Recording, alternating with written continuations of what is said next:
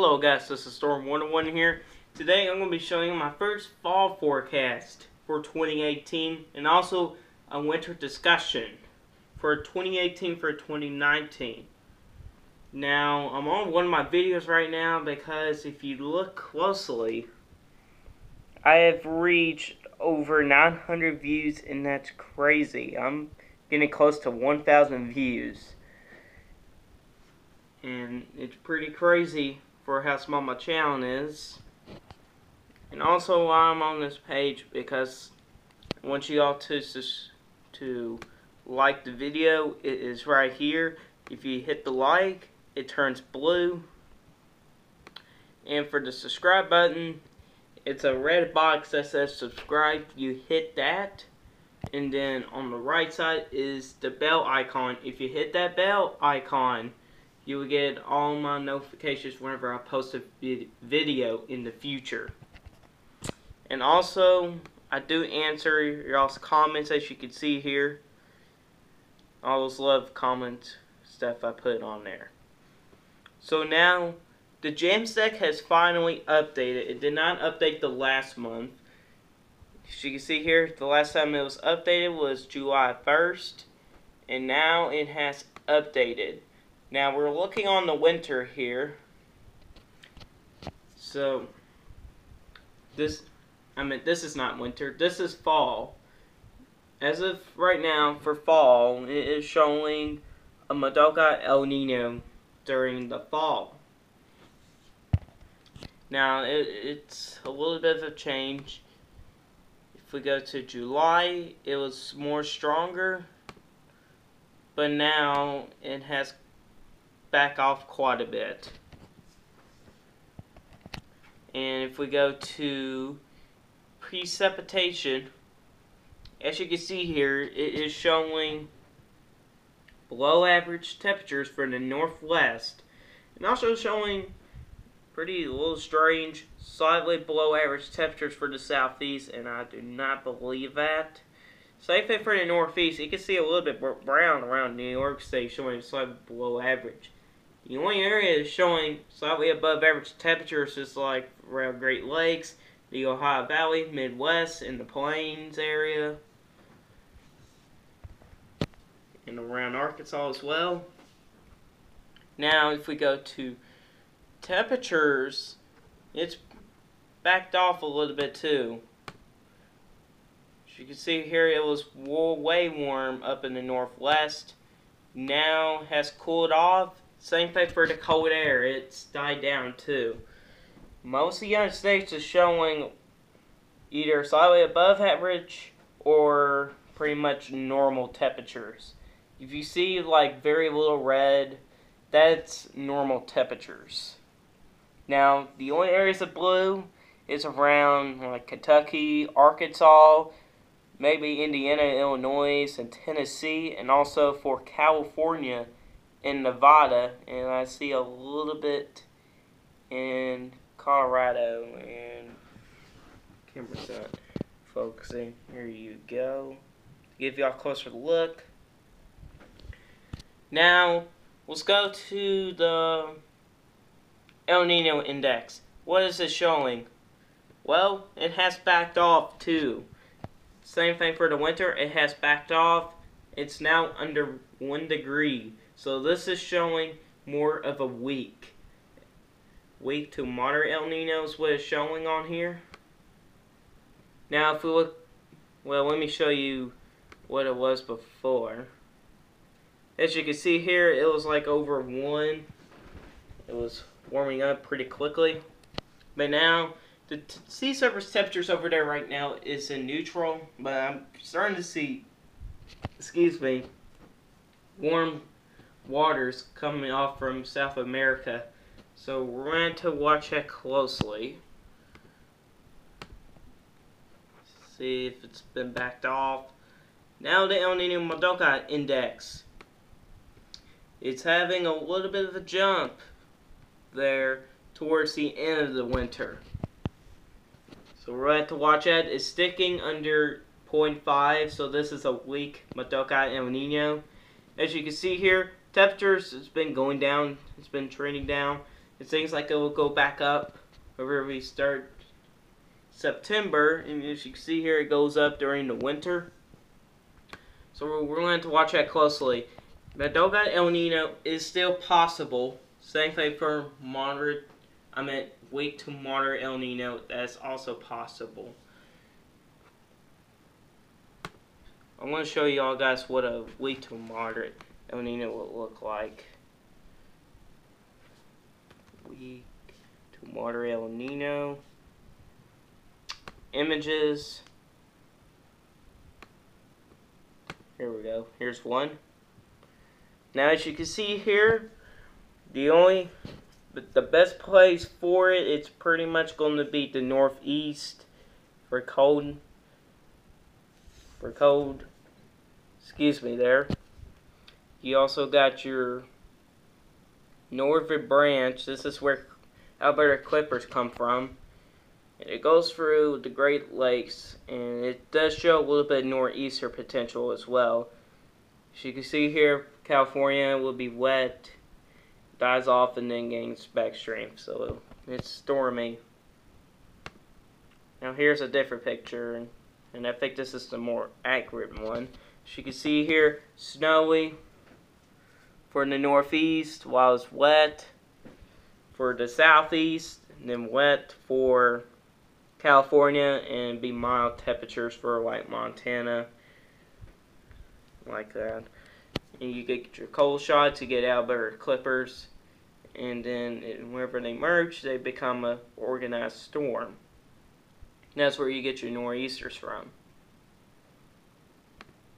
And if we look at it, a Madoka El Nino, what it looks like on sea surface temperatures, it's most likely warm temperatures in the center. You get cooler temperatures over here and over here, but it's not showing that right now. But all it's showing is warm temperatures right up here. It's more of a backward El Nino for right now. And for the warm water, it's showing a little off the box. It's showing warm waters right there, so it's close to being a Madoka El Nino from sea surface temperature, so it's going to be pretty close.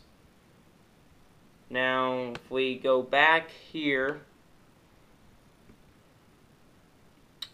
sea surface temperatures, we're going to be only looking at this for winter. As you can see here, it has moved more west. It's gained some strength from the fall, and it has cooled down since from the last update as well. See here, it was a moderate El Nino. Now it's a more of a weak to moderate El Nino kind of thing. So Madoka El Nino is still possible. As of right now, it's not really showing that for right now. But we do have factors on here. We have, if we go back here, you get warm waters up here. You also got warm water here, and cold pocket right up here, and a little bit warm waters here. Now if we go back, we do have warm waters here. We do have warm waters here. We don't have the warm. It's not really there, but we do have pretty cold pocket there. So we're kind of missing one factor here, but that is a pretty good factor that could show a Madoka El Nino. Now, if you want to see what a moderate El Nino could look like, I lied.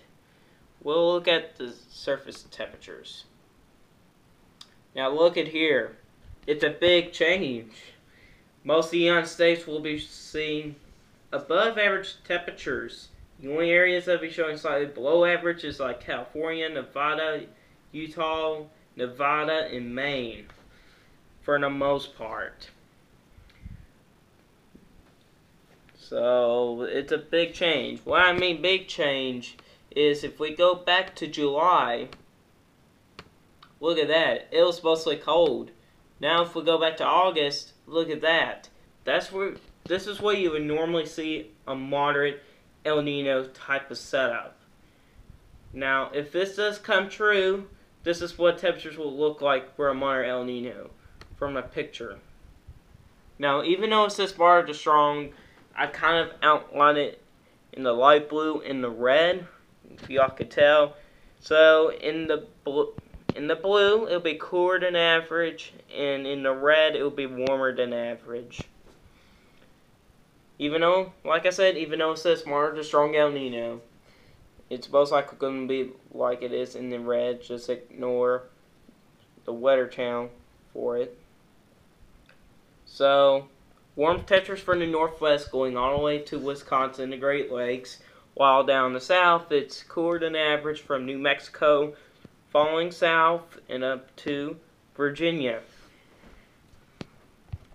Now, if we go to my forecast for fall, not winter, but fall.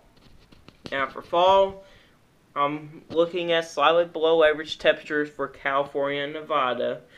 And that's also for the Ohio Valley, going down into the Dixie Alley in northern Florida.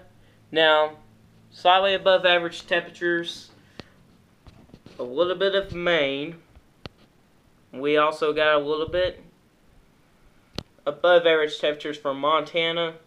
We also got slightly above average from the northwest, extending into Wisconsin just about, or Minnesota. Now, equal chances down here. Now, if y'all watch the Weather Channel quite a bit, you can tell that their forecasts were showing much slightly above average or normal. And the only area for slightly below average was right in here in Texas. So, we're going to see what's going to happen there. Now, if we go to precept, this is, again, the fall forecast. I'm predicting below average precipitation for the northwest, and that's in the brown. And in the yellow, slightly below average, extending from California going up into North Dakota. We also got two areas of slightly above average. We got one in Arizona, New Mexico, Texas, and Colorado, into Kansas and Oklahoma.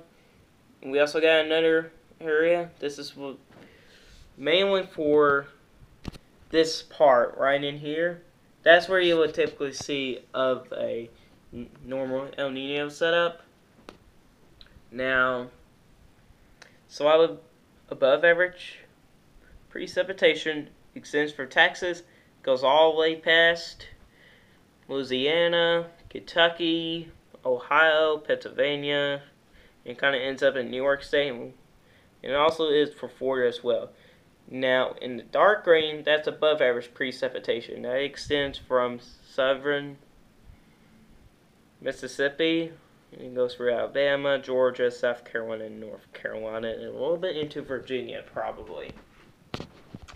So, this is pretty much all I got for you guys for this fall outlook. So, hopefully y'all enjoy it. If y'all leave a like or a dislike to